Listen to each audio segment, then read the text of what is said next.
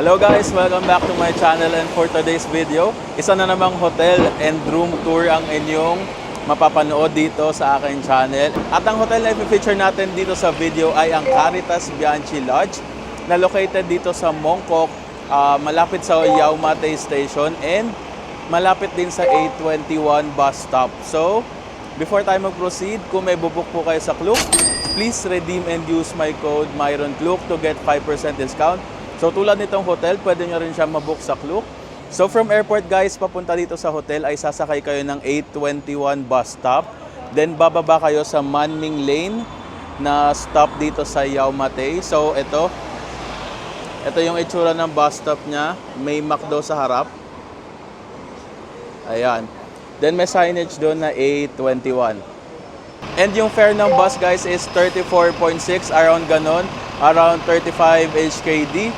Pwede kayo magbayad ng Octopus card, pwedeng cash, pwedeng Visa card, tulad ng GoTime or credit card. So tara, punta na tayo sa hotel. Let's go! So guys, naglalakad na tayo papuntang hotel. And yung mga nadadaanan natin, ang daming restaurants dito. And mga establishments na may mga convenience stores din na pwede kayong bumili. So in terms of location guys, napaka-convenient din nung hotel. And ito din guys, merong parang restaurant or bilihan ng pagkain as low as 35 HKD. Then may mga ano na dyan, local cuisines.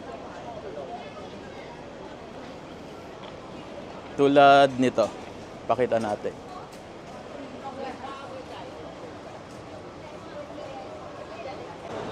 Malapit din yung hotel guys sa Dim Sum here. So isa tong famous na dim sum store dito sa Hong Kong.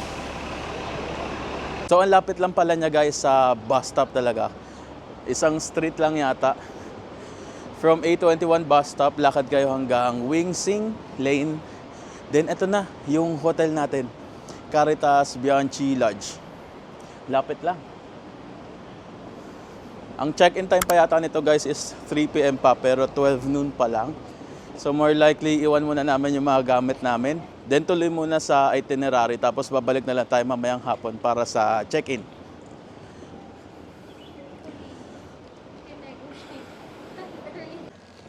Three passports? Yes. Okay. Yes.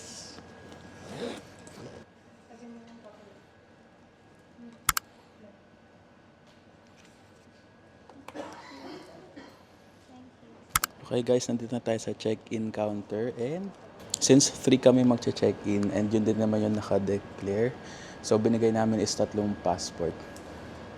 Okay guys, nandito na tayo sa loob ng ating room sa Caritas Bianchi Lodge. So, ito yung pinto, ang pagpasok, meron tayong mga switch. Lalagay din dito yung yung room key, yung isang room key, then yung switch ng ilaw, ayan. Then dito sa left, makikita natin yung ito siya guys, may storage, then yung security deposit box, ayan. Tapos lalagyan ng shoes sa ilalim. Then sa kaliwa naman, meron tayong mirror. Hi guys. Tapos dito meron tayong water kettle, may 4 na baso and water pitcher. Tapos may reminder lang sila dito. And may water dispenser daw available sa corridor, so may free water. Then meron tayo ditong power outlet. Tapos, ito may space. Then itong ilalim is yung mini ref natin. Buksan natin. Ito. Yan, yung itsura ng mini ref. May yellow pa yung loob. And sa tabi niya guys, meron tayo ditong luggage rack. Ayan. Andito na yung mga gamit namin. Ay, ito. Lagi ko to nakikita sa Facebook eh. Yung Flow Heart, Omelette, and yung Tobu One. Masarap naman sila, lalo na for its price. Mura pero sulit. Tapos, ito guys, meron tayong TV. Ayan. And dito guys, meron tayo ditong work table. Merong telephone. Tapos, may lamp. And then may power outlet. Tapos, dala na lang kayo ng yung adapter na type G pang Hong Kong. Kung wala kayo, popost ko yung link dyan sa comment section. Then, bawal magluto and smoke. dahil may penalty na 1,500 HKD. And ito guys, papakita ko sa inyo kung ganong kalaki tong room natin. At guys, before ko ipakita yung itsura ng room natin, yung lawak kasi malaki yung room space natin, nabuko tong room natin dito sa Caritas Bianchi Lodge sa Klook for 5,300 pesos per night. And ginamit ko yung code ko na Myron Klook, kaya nabawasan pa yan. Nagka-discount pa, di ba? Sayang din. Gamitin nyo rin guys. So, yung family room na to is merong 2 single beds and 1 double bed. So ito ipan na natin. Tingnan nyo guys kung ganong kalaki. Ayan. And ito guys, yung aircon natin is split type aircon. 2 yan. Tapos bintana natin, yung bintana natin malaki.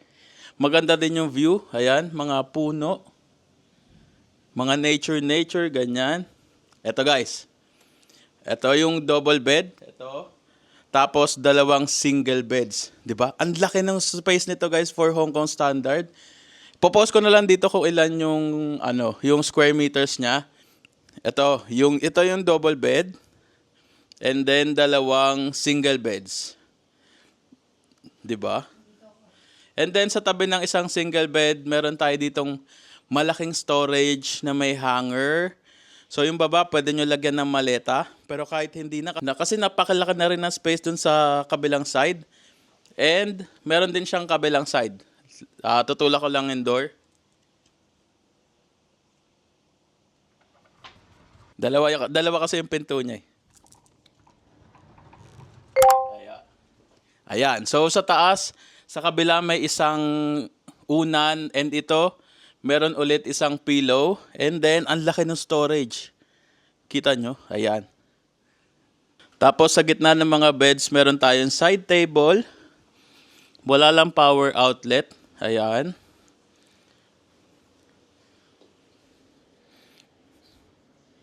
Wala lang siyang power outlet. Pero doon sa may TV side, meron naman. So ito guys, meron tayong window na may blackout curtain. Ito yung isang split type aircon. Ayan. So kung gusto niyo ng natural light, meron din dito sa room. So ito, pakita ko ng malaki. Yung kabilang side. Yan yung working table, TV, and yung may water kettle area. And meron pala tayo ditong sofa. Ayan. Meron tayo ditong sofa. Kung manonood kayo ng TV, upo lang kayo dyan. And dito guys, punta naman tayo sa CR. Medyo malaki din yung CR niya for Hong Kong standard. And pagpasok ng room, makikita nyo, meron tayo ditong malaking mirror. And meron nakalagay dito na 2 hand towel. Meron tayong soap. Ito. Tapos yung sink natin, may malakas na water pressure. Then dito sa side naman, meron tayong 4 na baso para pang toothbrush. Then dito may power outlet for shavers. Tapos dito may tissue tayo. And then ito yung ating bowl na may tissue ulit pero walang bidet. Since dito sa Hong Kong, hindi sila masyado nagbibidet. And then, dito naman sa side na to, meron tayong 4 na towel. 1, 2, 3, 4. Tapos, 2 ulit na hand towel or face towel. So, total ng 4 na yan.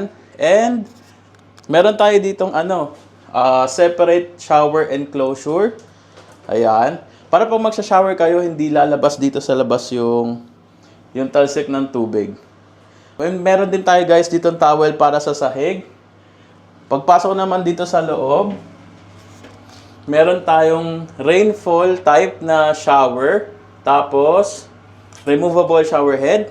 And then, hot and cold shower naman yan. Then, ito yung body wash, shampoo, and conditioner. Soap dispenser pala to. So kung naghahanap kayo guys para sa Hong Kong trip nyo ng isang family room na spacious, bihira yung gantong space sa Hong Kong Pag nakakita kayo ng gantong space sa Hong Kong, medyo pricey na siya. Check nyo to guys, itong Caritas Bianchi Lodge. Ang lugar pala nito is Yau Ma Tei dito sa Mongkok. Tapos guys, malapit lang siya sa Yau Ma Tei Station na Exit C.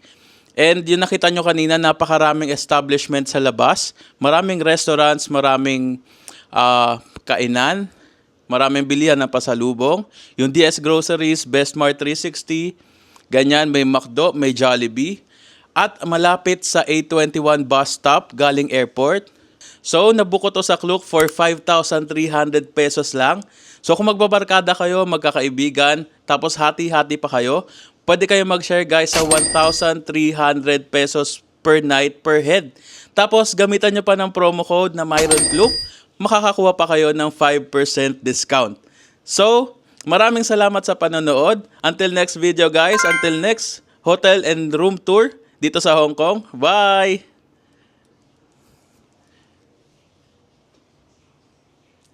Bonus clip. So, nandito tayo ngayon sa may Nathan Road. Ito.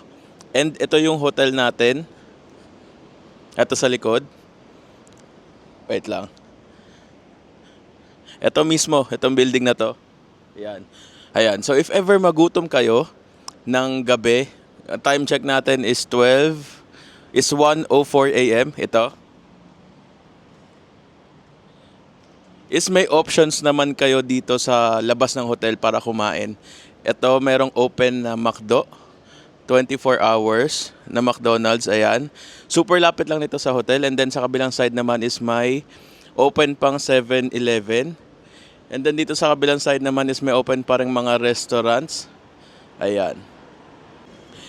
And dito guys, pag papunta kayo ng McDo, may open pa rin dim sum na store dito.